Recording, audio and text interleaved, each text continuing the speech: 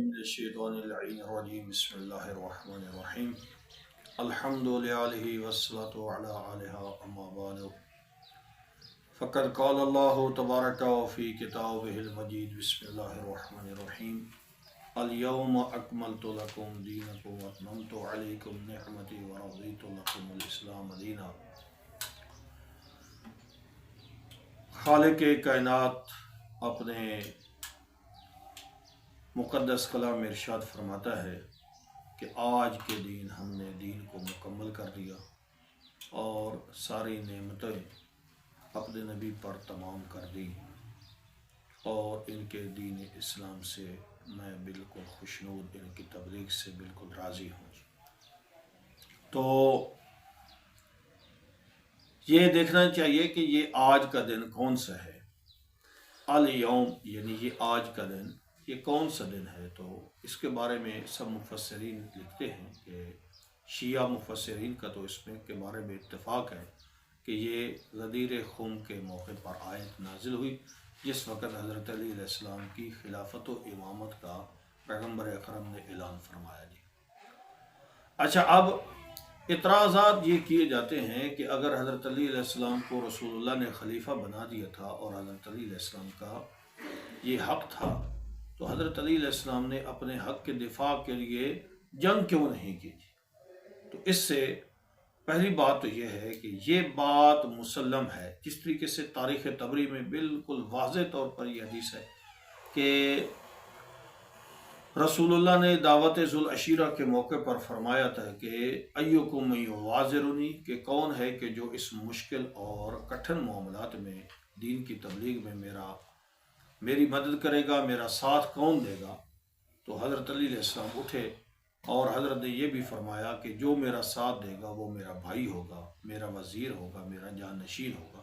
تو حضرت علی علیہ السلام اٹھے اور حضرت علیہ السلام نے فرمایا کہ یا رسول اللہ، میں آپ کا ساتھ دوں گا۔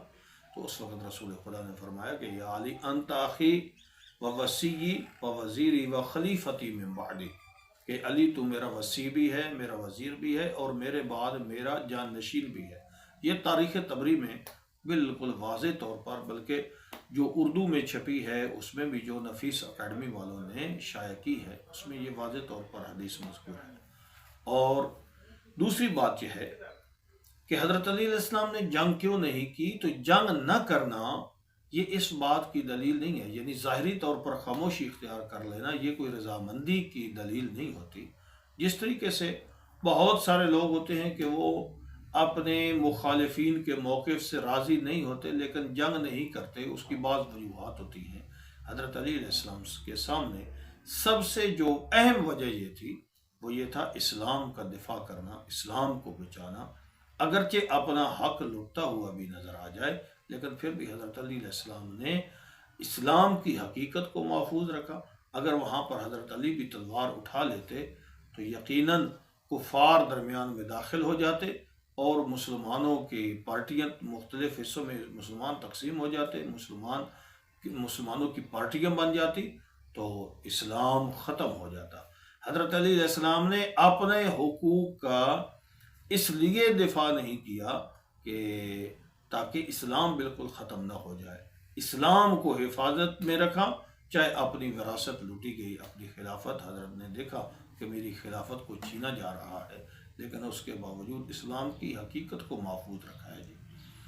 کیا حضرت علی علیہ السلام ان کے موقف سے راضی تھے؟ تو اس کے لیے میں صرف اور صرف دو روایتیں پیش کروں گا۔ ایک مسلم شریف کی کتاب الجہاد کی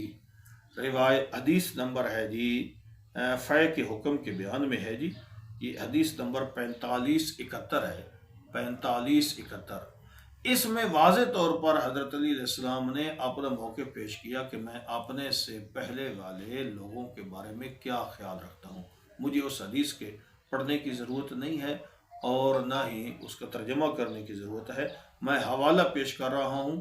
جو انٹرنیشنل نمبر کے مطابق ہے 4571، کتاب الجہاد میں فے کے احکام میں وہ حدیث ہے 4571۔ اس کو پڑھیں، اس کو سمجھیں کہ حضرت علی علیہ السلام اپنے سے ما سبق لوگوں کے بارے میں کیا تصورات رکھتے تھے اور ان کے بارے میں کیا ان کا نظریہ تھا۔